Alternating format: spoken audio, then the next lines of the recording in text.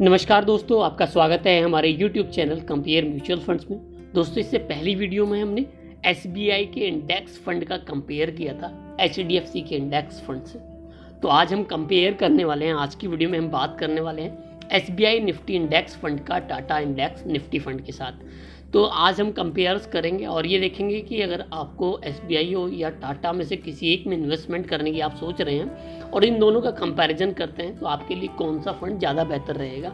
तो आज की वीडियो में हम हमेशा की तरह 6 टॉपिक्स पर बात करेंगे। Fund overview, return, risk measure, portfolio, fund details और लास्ट में कैलकुलेट करके भी देखेंगे एक लमसम कि आप कितना फंड अपने लिए बना सकते हैं। टॉपिक्स पर बात हम हमेशा इसलिए करते हैं कि टॉपिक्स पर बात करने से समझने में, चीज़ों को समझने में थोड़ी आसानी होती है, कंपैरिजन करने में खासकर आसानी होती है। कंपैरिजन मैंने आपको पहले ही बताया था, कंपैरिजन हमेशा उसी फंड का कर सकते हैं जिनके जो इंडेक्स है, जो बेंचमार्क इंडेक्स है जिन फंड्स का, वो सेम होता है, उन्हीं का हम कंपैरिजन करते हैं।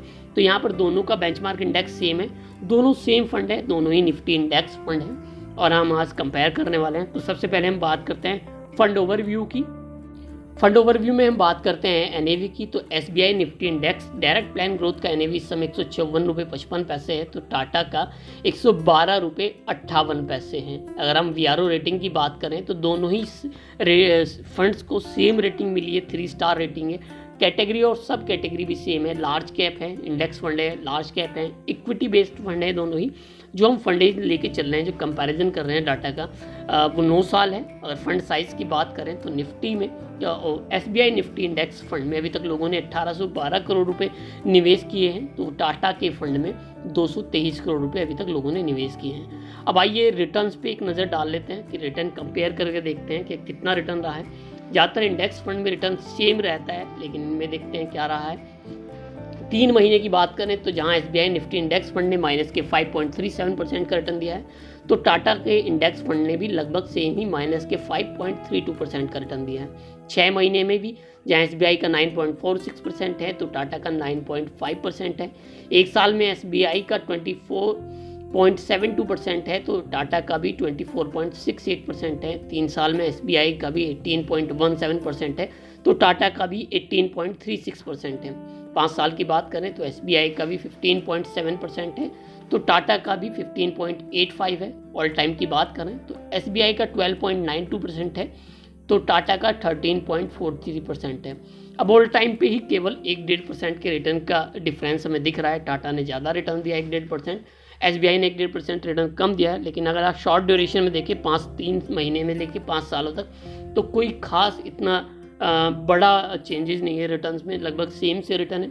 इसका कारण, सबसे बड़ा कारण ये होता है कि इंडेक्स फंड में जिस प्रपोर्शन में निफ्टी का 50 का जो बेंचमार्क है, निफ्टी का जो इंडेक्स फंड है, बेंचमार्क है, निफ्टी 50 के जो स्टॉक्स हैं, उस जिस प्रपोर्शन में उसमें इन्वेस्टमेंट होता है या उसमें लिया जाता है स्टॉक्स को, इसी प्रपोर्शन में इसमें इन्वेस्टमेंट किया जाता है इंडेक्स फंड में। इसलिए जो रिटर्न निफ्टी का रहा है, लगभग वही सेम रिटर्न्स इन फंड्स का रहता है। और सभी फंड्स का उनमें कोई मतलब इसको एक तरह से हम पैसिव फंड तो नहीं बोल सकते, लेकिन एक तरह से ये वर्क करता है एज ए पैसिव फंड की तरह। इसमें फंड मैनेजर्स के पास बहुत सारे ऑप्शन नहीं होते। जितना निफ्टी 50 में वेटेज होता है जिन स्टॉक्स का, उसी वेटेज में ये इन्वेस्टमेंट करते हैं। अब रिस्क मेजर्स एक इम्पॉर्टेंट पहलू होते हैं, लेकिन जैसे मैंने आपको बोला है, इंडेक्स फंड में एक तरह से रिस्क मेजर्स का कोई खास इंपॉर्टेंस नहीं रहता, खासकर अल्फ़ा का कोई आपको नहीं देखने को मिल सकता। लेकिन फिर भी अगर SBI के अल्फ़ा की बात करें तो माइनस के 0.4 है, तो वहीं टाटा इंडेक्स निफ्टी फंड का 0.07 है। तो इसका मतलब ये रहा कि अपने इंडेक्स के मुकाबले टाटा ने कुछ अच्छे रिटर्न्स प्रोवाइड कराए हैं। मतलब निफ्टी 50 ने इन सालों में, पिछले 9 सालों में की ये बात करें, 5 सालों की बात करें, उस सालों में जो रिटर्न दिए उससे थोड़ा ज़्यादा रिटर्न टाटा के इंडेक्स निफ्टी फंड ने दिए हैं। बीटा वॉलेटिलिटी बताता है तो SBI का बीटा 1.01 है तो टाटा का बीटा भी कम है, 0.99 है। बीटा में वॉलेटिलिटी बताता है कि फंड अगर हमारा इंडेक्स अगर 100 रुपये बढ़ता है तो हमारा फंड कितना बढ़ता है, इंडेक्स अगर उसी टाइम 100 रुपये गिर जाता है तो हमारा फंड कितना गिरता है। तो SBI का ज़्यादा वॉलेटाइल है, मतलब इंडेक्स के मुकाबले ज़्यादा बढ़ता भी है अपने बेंचमार्क इंडेक्स के मुकाबले, वहीं अपने बेंचमार्क इंडेक्स के मुकाबले ज़्यादा गिरता भी है। इसको ऐसे समझते हैं कि अगर हमारा इंडेक्स, बेंचमार्क इंडेक्स 100 रुपये बढ़ रहा है तो SBI निफ्टी इंडेक्स फंड 101 रुपया बढ़ेगा। अगर वो 100 रुपये गिरता है तो SBI निफ्टी इंडेक्स फंड 101 रुपये गिरेगा।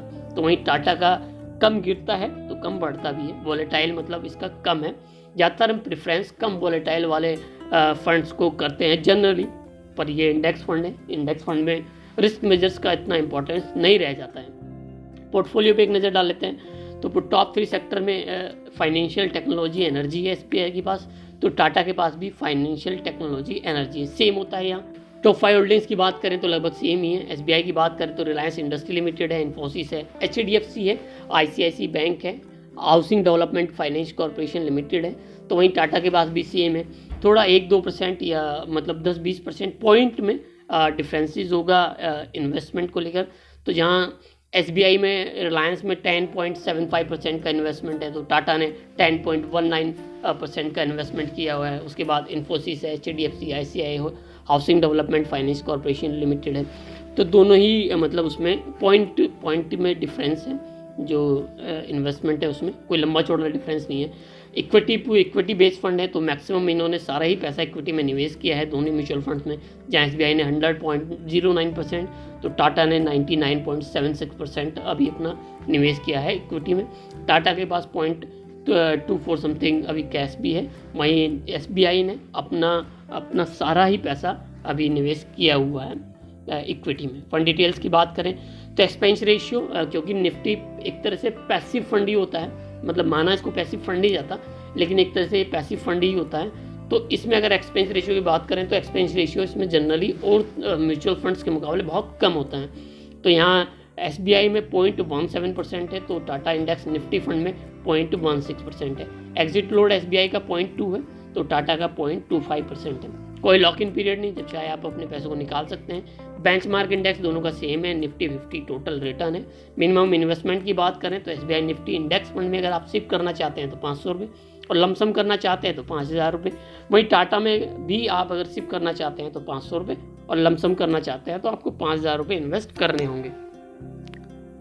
अब आइए दोस्तों कैलकुलेट करके देख लेते हैं, एक रफ आइडिया लेके देख लेते हैं। अगर हम मिनिमम मतलब हर महीने 1000 रुपये की शिफ्ट करते हैं तो लंबे समय में हम कितना फंड बना सकते हैं। ये एक एस्टिमेटेड आइडिया होगा, मतलब कोई कंफर्म नहीं कि आपको जितना रिटर्न में कैलकुलेट करके दिखा रहा हूँ उतना ही रिटर्न मिलेगा, लेकिन एक आइडिया हो जाएगा कि मिनिमम अगर हमें 15% तक का रिटर्न मिलता है ऑल टाइम में जाके, मतलब लंबे समय में 20 साल या 25 साल या 30 साल में या फिर 10 या 15 सालों में, तो हम कितना फंड बना सकते हैं। वहीं अगर ये रिटर्न बढ़ के 20 साल या 20% या 25% तक जाता है तो हम कितना फंड अपने लिए बना सकते हैं, एक आइडिया होगा। अदरवाइज जो रिटर्न्स होते हैं वो तो तभी पता चलेगा कि कितना रिटर्न्स होता है, क्योंकि कोई कंफर्म रिटर्न नहीं होते म्यूचुअल फंड में कि कितना कंफर्म रिटर्न हमें मिलता है। अब मान के चलते हैं कि 500 रुपये हम हर महीना 10 साल तक इन्वेस्ट करते हैं, जहां हमारा रिटर्न रहता है 15%। तो इस कंडीशन में जो टोटल वैल्यू हमें मिलेगी वो मिलेगी पूरे 1,39,329 रुपये। वहीं अगर हम ये जो इन्वेस्टमेंट है लगातार 20 सालों तक करते हैं, इस कंडीशन में जो टोटल वैल्यू होगी वो होगी पूरे 7,57,977 रुपये। वहीं अगर हम 30 सालों तक निवेश जारी रखते हैं 500 रुपये हर महीने, रिटर्न भी सेम ही है, तो इस कंडीशन में जो टोटल वैल्यू होगी वो होगी पूरे 35,04,910 रुपये।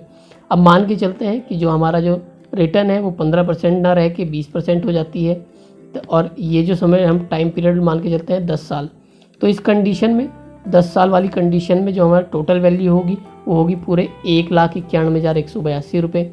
वहीं 20 सालों में हम अपने लिए 15,80,740 रुपये का फंड बना सकते हैं।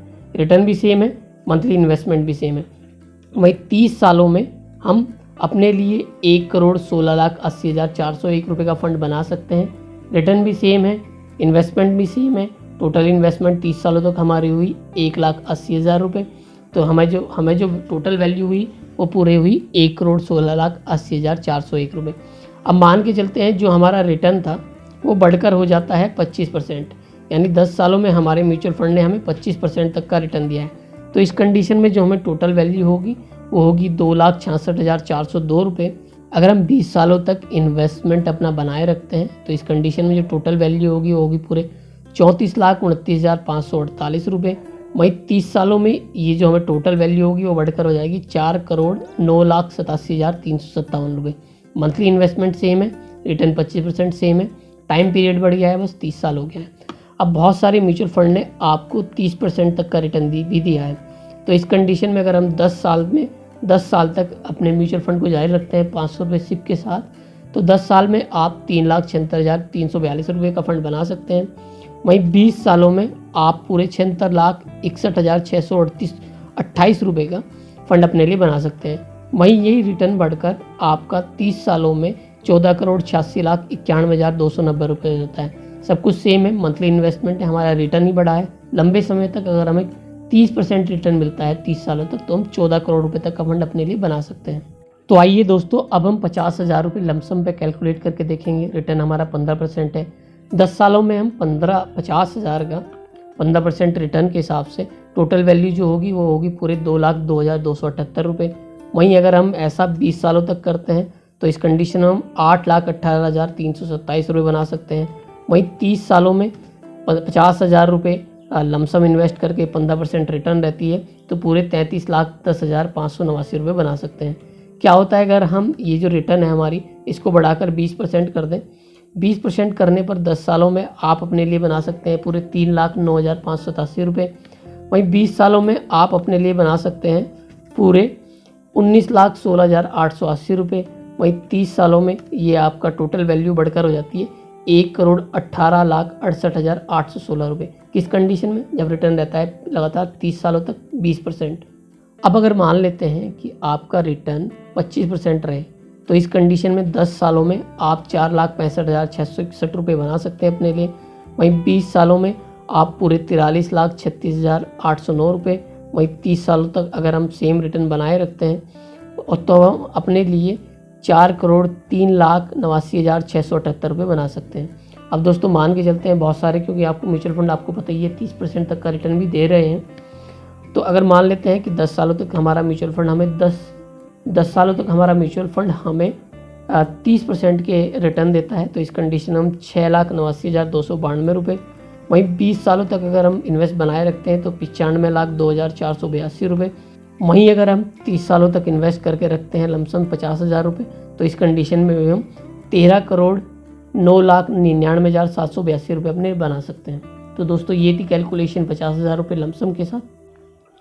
तो दोस्तों आज की वीडियो में SBI निफ्टी इंडेक्स फंड का टाटा इंडेक्स निफ्टी फंड के साथ कंपैरिजन आपको कैसा लगा? अगर आपका कोई क्वेश्चन या प्रश्न या सुझाव हो तो नीचे कमेंट बॉक्स में लिख सकते हैं। अगर आप हमारी वीडियो अभी तक देख रहे हैं तो वीडियो को लाइक करना ना भूलें, साथ में हमारे चैनल को सब्सक्राइब करते चलें। हम ढेरों कंपैरिजन से रिलेटेड ऐसी वीडियो आपके लिए लाते रहेंगे कि जब कभी भी आपको म्यूचुअल फंड में इन्वेस्टमेंट करना हो और आप किसी भी 2 म्यूचुअल फंड को लेके या 3 म्यूचुअल फंड को लेके कन्फ्यूजन में हो कि कौन सा ज़्यादा बेहतर रहेगा, तो उसके लिए मैं आपका परेशानी उसके लिए मैं कोशिश करूँगा कि ऐसी वीडियो बनाने की जिससे आपको कन्फ्यूजन वो दूर हो सके। धन्यवाद।